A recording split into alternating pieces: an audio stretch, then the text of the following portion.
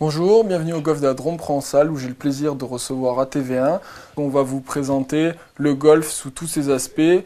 Tout au long du reportage, ATV1 sera accompagné du professeur du club, Stéphane Lecroix. Alors tout d'abord, on va commencer par définir l'activité golfique.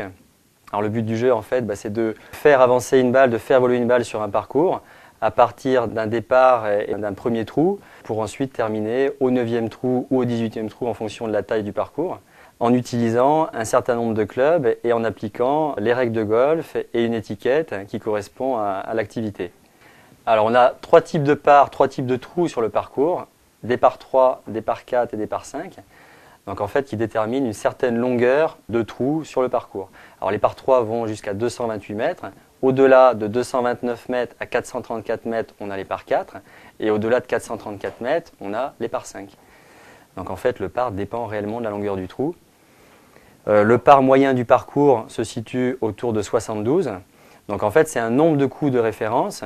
Lorsqu'un joueur professionnel joue, sa référence va être effectivement le par, c'est-à-dire qu'il va jouer dans le par sur le parcours, et un joueur amateur jouera le plus souvent au-dessus du par, entre le par et 54 au-dessus du par.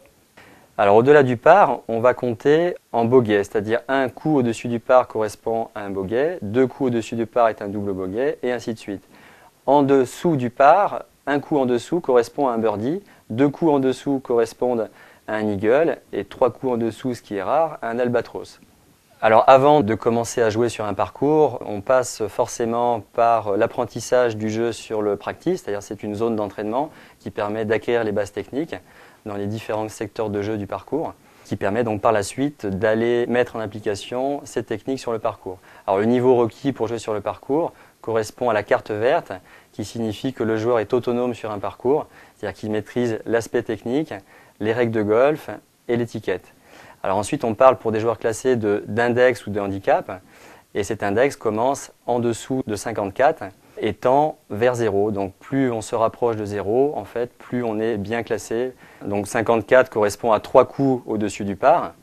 Donc pour un joueur débutant, ça va être la référence. Et un joueur qui est 36 jouera 2 coups en moyenne au-dessus du par. Alors pour obtenir un classement, il s'agit de participer à des compétitions qui ont lieu dans les clubs et d'avoir auparavant ce niveau carte verte qui permet déjà d'accéder au parcours. Alors ce classement est acquis par l'intermédiaire d'un numéro de licence, donc chaque joueur en fait détient un numéro de licence et la fédération gère l'ensemble des licenciés qui est actuellement de plus de 380 000 licenciés en France et donc ces licences sont gérées par informatique, par les clubs et par la fédération de golf.